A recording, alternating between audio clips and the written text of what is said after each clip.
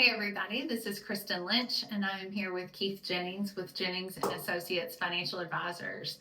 And as you know, it's been a little bit of a hot topic to talk about market volatility lately.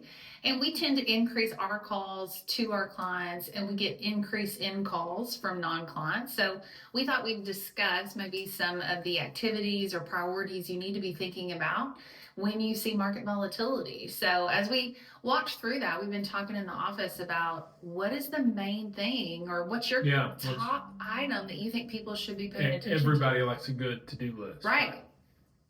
We deal with a lot of achievers, so creating a good checklist of 1, 2, 3 items also certainly makes me feel better. There's a lot of anxiety right now, so those lists will always help people kind of carve that down. Am I doing the right things? Am I on the right track?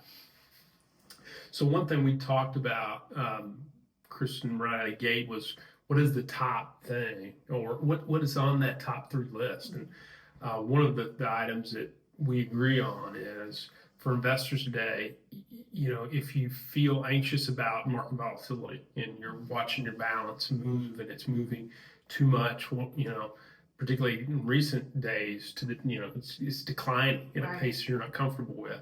I think it's a key time. Maybe the perfect time to get a numeric risk score.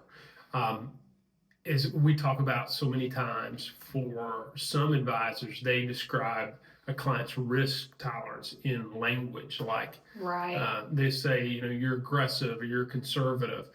But your idea of aggressive is probably very different than mine, so that language is hard to connect with.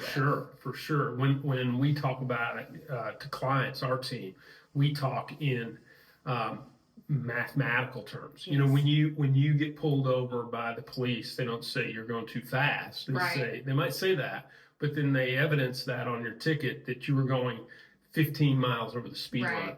So step one, I believe, for almost any investor, really at any stage, is to numerically assess the risk of your portfolio. We use a system that ranks it, 1 being the most conservative, 100 being the most aggressive.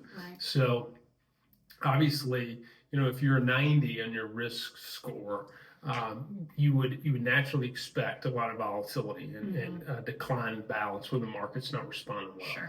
If you're a 10, you would expect less. So making sure it's congruent and it's aligned with what you want your risk number to be couldn't be more I think important in times like right now. I agree. That's definitely the first thing that you want to make sure. The second thing I would think is very important is having an income goal. And if you know your income goal and communicate that to the right people, to the advisors, so that they're aware and help align that risk score with the income goal to make sure that works. Couldn't agree more. Without an income goal, you're a little bit of a rudderless ship. You don't know what the investments are doing, and are they performing? Is this volatility okay? But it really sets up, I think, the next thing, the next priority, number 3, is are your investment buckets aligned with your risk number and your income goal? Because ultimately those investments, the purpose of them for almost any of us is to drive value to our income, produce income. Whether you're preparing for retirement or you're in retirement, it's nice to look at your balance and pet it, but ultimately it's going to need to produce income in a sustainable way. So I think it's really number 3 on the list was making sure those buckets, your grow bucket, your protect bucket, and your spend bucket are properly aligned with your risk score and with your income goal to give you the long-term results that you can. We can run tests called income probability to really describe, are you on the right track? Are those buckets going to produce the income in a sustainable way that you're going to need? Perfect. And those 3 things you can control.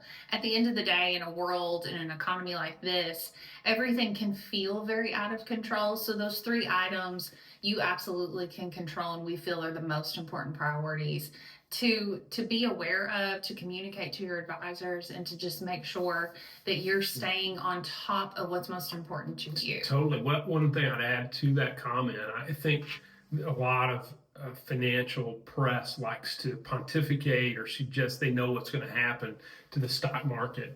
And if I think that just never rings true. Right. But planning provides real anxiety control, and I think Mm-hmm. that's well said, Kristen. Yes, at the end of the day, we just want to provide a resource for those that need it. And if you have questions about your risk score, your income, maybe what your goals should be, and then what those buckets are aligned for, we'd be happy to help. Feel free to reach out.